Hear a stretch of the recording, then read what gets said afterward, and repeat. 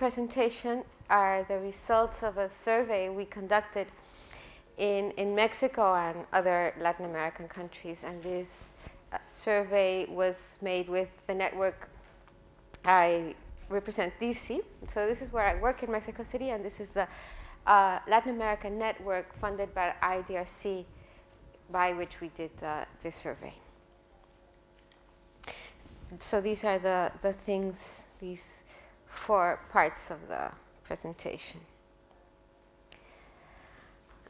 In setting the stage, I just wanted to point something that, as I was saying before, looking at all the different surveys that have been around, including 2 that were done by 2 of our sister networks in Africa and in Asia, RIA and Leading Asia, came to be as, I guess, not surprising, but interesting to see that the technology is being adopted in similar ways by poor people.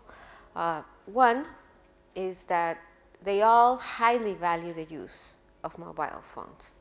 And we have evidence of that through different questions that they answered in the surveys. This doesn't mean, again, and I'm just going to come to the end of that later, that is transforming their way of lives. And I don't want to say that only production processes matter or the economic part matters. And here I have to say from this outstart that my training is also as an economist, so this is where mostly I can talk about. But what we see is that they value it. Something is going on in their livelihoods that is very highly valued. They all use it for similar reasons. And what was just interesting to note was that the cost reduction strategies are similar. Not the same, but similar. And I found this quote, Howard. I have the complete quote in my paper. I'm sorry. I should have put it right here, as Francois diligently does. That I thought was interesting. You see the differences from a very rich country and a very poor country, the UK and New Guinea. And what you see is that in the end, all the need to have a social connection and exchange, find these new ways of exchange are similar. And I kind of like that, working out what being modern actually means. What does this mean? I think since the late 1900s, I think we've been talking about the digital divide.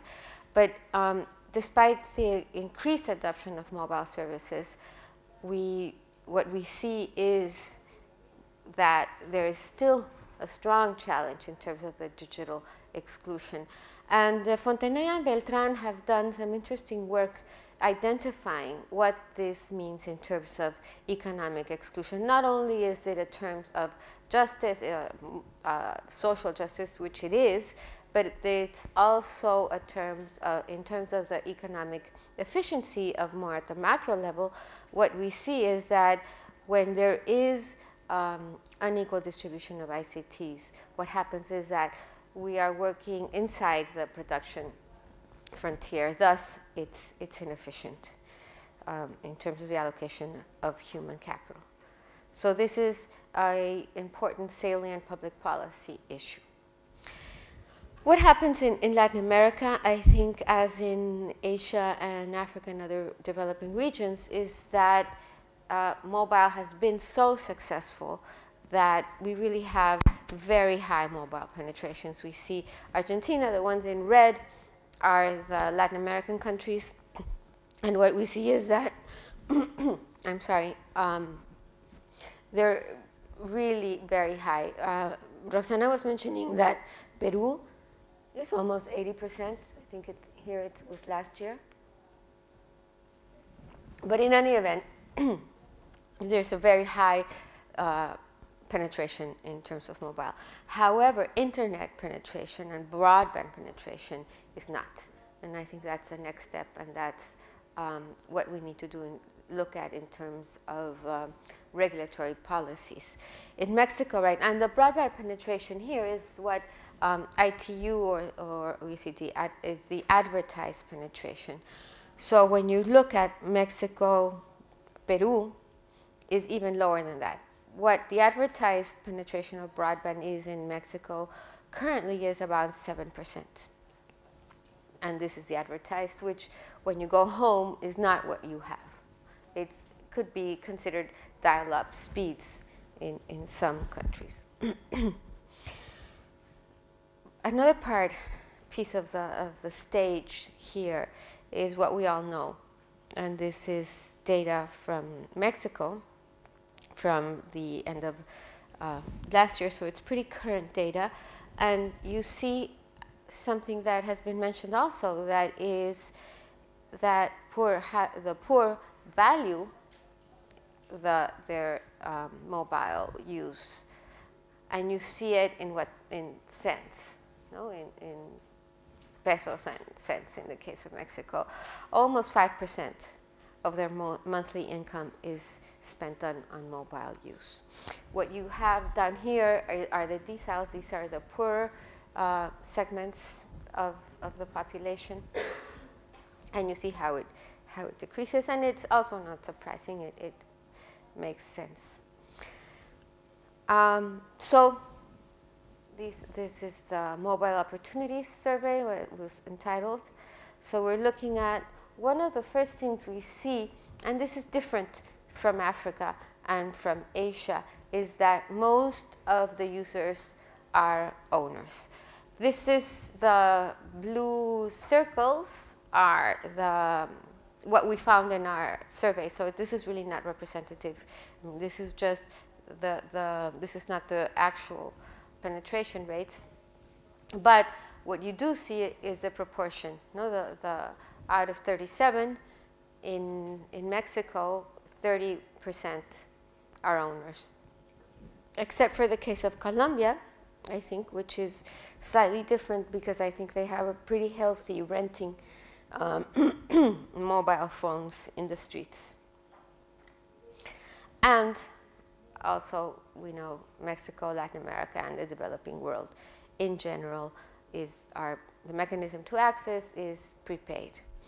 And the reasons, when you ask them, is also that they have a perception of it being cheaper, which is not always the case, but it's probably a reflection of how it is possible. Many of this part of the population does not have access to credit, so it's even the only possible way to have access. And it's a better way to control mobile spending, especially when you have a fluctuating monthly income.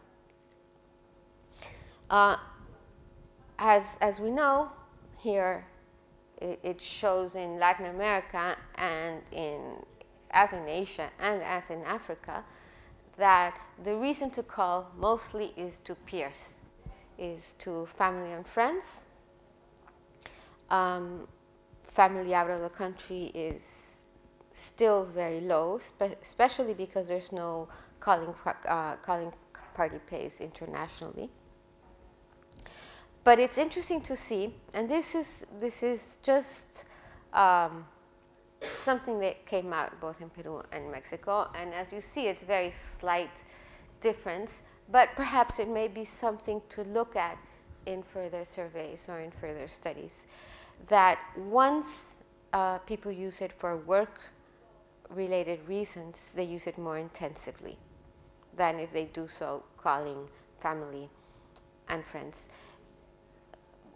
Despite the fact that it may be a learning curve, it just may be learning how to use it for more productive reasons. Another thing important that Roxana mentioned earlier is the fact that in most of these countries, people have been using the mobile for 2 years, maybe 1.5, 2 years. So they're pretty recent users. And this is the SMS really is the only service that, besides voice, that people are using. It's interesting to see Argentina. I don't really know why it happens in Argentina that is so high, but it is, and you see it in other surveys. So what are the costs, perception, and the reduction strategies used? Again, it comes up again that, now this is just one way of interpreting this, maybe you can think of another, but the idea that it's neither cheap nor expensive, when they spend such a high amount of their income on accessing mobiles, is probably because they value the use. They think that it's worth the cost. So in most of the countries, what you see is that, except in Brazil. And by the way, Brazil has very, very high tariffs. Here are the tariffs. This is a study taken from Barrantes and Galperin. It's 2000, the data is from 2006, no? So it's pretty much what they actually, the current actual cost that the people surveyed were facing. Brazil is very expensive, but Peru is even more so. So it's interesting that they think it's neither cheap nor expensive. $58 a month seems to be quite a lot. However, when you do ask why don't you use it more, the main barrier is affordability. We also pose these questions to non-users, and this is what we got.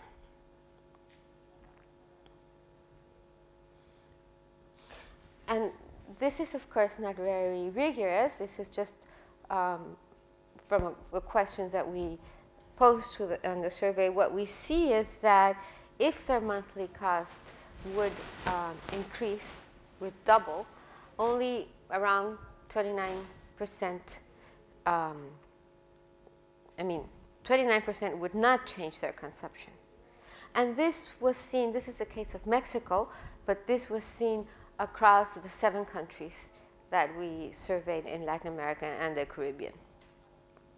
So the conclusion here, and again, if your monthly income halved, 40% says not change the consumption, and 23% said they would. So what we see is this is a necessary good or service. In terms of cost reduction, what do we see? In general, in all the countries, and specifically in Mexico, beeping and not making outgoing calls. We're going to go a little bit into that.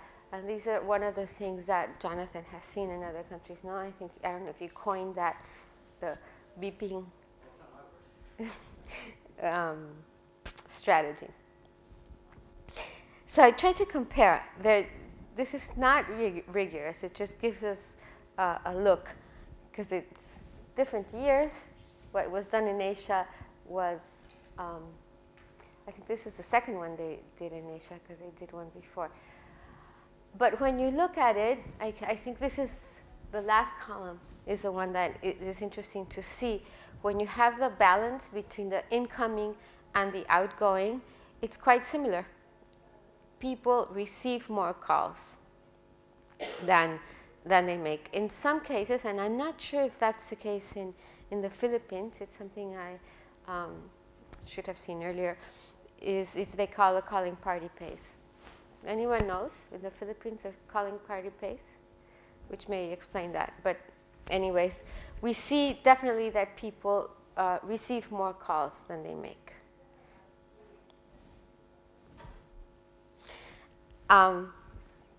What you see is that there are other uses, this use of the SIM cards, and I think that Michelle, in the name of I was going to tell us a lot more about that. These other kinds of strategies are not really made in Latin America to the level, or perhaps the research that has done, it goes deeper than that. In our survey, it didn't come out as something that was really relevant. Other than beeping and receiving calls, in Asia and in Africa, what they do is the array of different strategies is ampler. So this is, I went back, sorry. It's interesting, and this is just a small point to be made that is very interesting, is that people, when you look at the level of incoming and outgoing calls, the larger, that is another way of looking at it, and probably easier, is that people who mostly, countries in where people mostly receive calls, they use other strategies to communicate. They look for other ways to communicate. If they're only receiving calls, what they're going to try to do is beep more or use more SMS, as in the case of Argentina. And just have to go a little bit fast here, but you could see this in this pretty curve. This is the ratio between incoming and outgoing, and that's the percentage of use of cost-reducing strategies. So there is an association between only receiving and using other means to communicate. So I don't have to tell you this, mobile telephony is not a luxury good, but we do have to repeat it. In Mexico right now, what they're doing in Argentina recently is try to put more taxes on mobile phones. So it's important to have that in mind. And again, as what we've said, well, I was mentioning at the beginning, what we see is that communications with peers is the most important one. Right now, we do not have, it doesn't look like that role associated to mobiles in having a transformative power. In terms of improving their economic lot, we still have not seen it, both in Latin America, Asia, well, and also in Africa. What we see is people communicate. Communication is very important, and that is not to dismiss the importance of communication. I think that we have to look into it. Maybe it's a trivial question, and communication is important, and that there's nothing to research behind it. But communication is very important to people. You know, they go to great lengths in terms of their income to use it, and maybe a more sociological or even psychological perspective would throw some light here. However, we do know, be it because of what Rosana was mentioning, that talking to friends and family may also be associated to some kind of a productive relationship, or simply because it's important, and simply does not mean that it's less important, but simply in terms of strengthening social networks. Usually people that are poor are more vulnerable to emergencies, to situations where they need this network. And now that Elinor Ostrom has won the Nobel Prize, I think we trust, as all her work by the Russell Sage Foundation that Ostrom has done is very important. And this is more of an interdisciplinary perspective where, as economists, I think we can contribute some. I guess this is the most important thing. I'll end here, is that we have not seen it in the case of Latin America, these markets thriving. We see it in Africa and M-Pesa, but this is what I think the next step is in terms of public policy. Thank you.